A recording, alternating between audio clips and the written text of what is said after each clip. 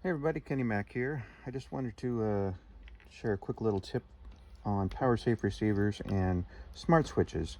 I've got a regular PowerSafe 20-channel receiver here with an extension, servo extension plugged in, and a standard smart switch plugged in, turning the receiver on and off.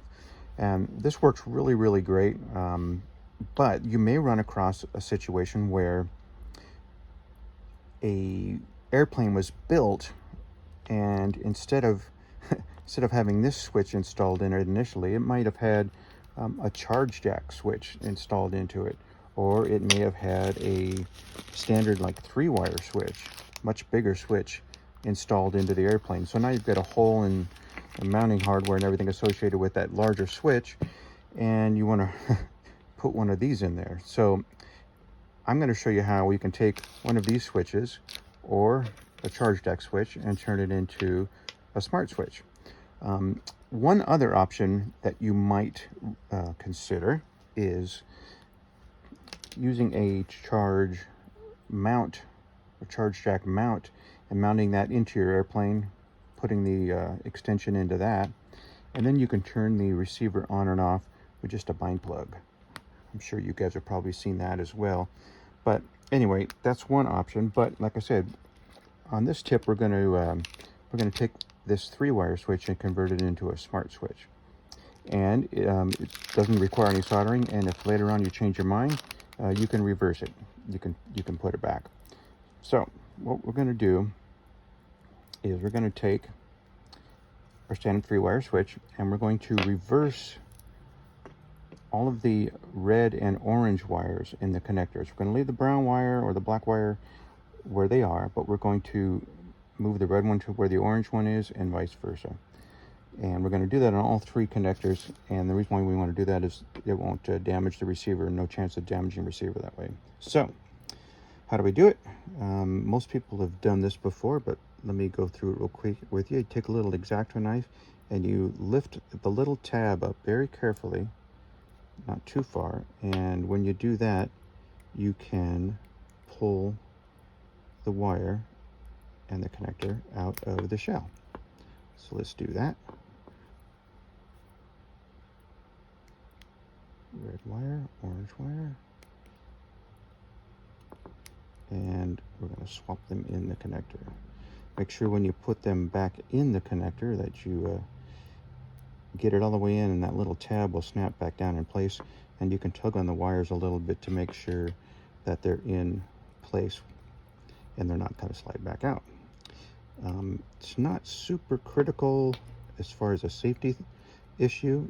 If one of them comes out, your receiver is just going to stay on. It's not going to turn the radio off. You may run across, like I am right here, where you have to push the little tab back in once you get the connection or the connector slid back into the housing. Sometimes they don't spring right back. So I got those 2 swapped, and I'm going to swap this one here as well. There's 2 males and a single female connector on these switches, and we're going to use one of the males and one of the females, but just to be safe, we're going to swap all 3 in case you plug the wrong one into the receiver. It won't hurt anything. Okay, so I've got that done. Next step is to find our female connector, and that's denoted by the shell, not the pins. So here's our female connector, and I'm going to take a standard male bind plug, and we're going to put that in there. And then, might be a good idea, take a little retainer clip and put that on there to keep that bind plug from falling out. So now we've basically converted this standard switch into a switch that can be used as a smart switch. And if you really want to get fancy, you can cut the connector off and maybe solder the wire, the red and the black wire together, and maybe even trim up some of the excess so you don't have a bunch of wire to wrap up, but not totally necessary. Then I'll just plug it into our receiver, and now we've got a smart switch with a standard switch. And like I said, it can be done with a charge jack switch as well. You might run across, like I said, an airplane that's already had one of these switches installed. This is an easy fix to just mount one of these switches back in there, or convert the existing switch into a smart switch.